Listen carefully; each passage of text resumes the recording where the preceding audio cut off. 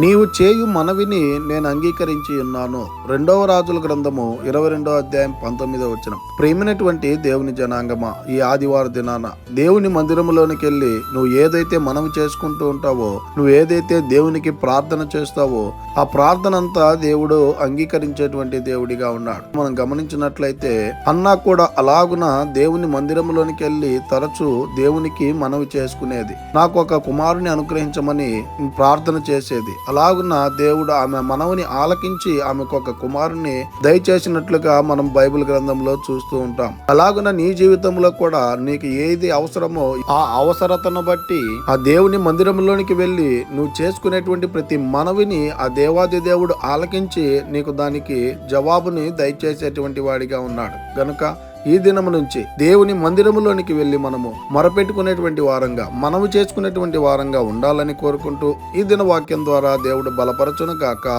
Amen.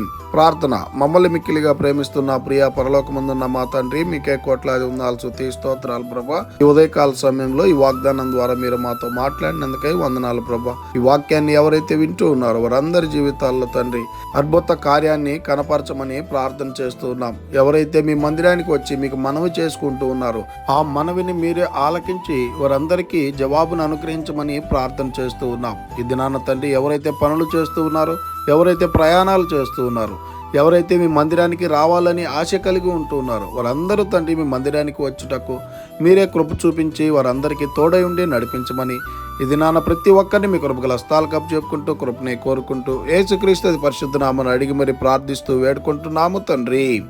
Amen. God bless you.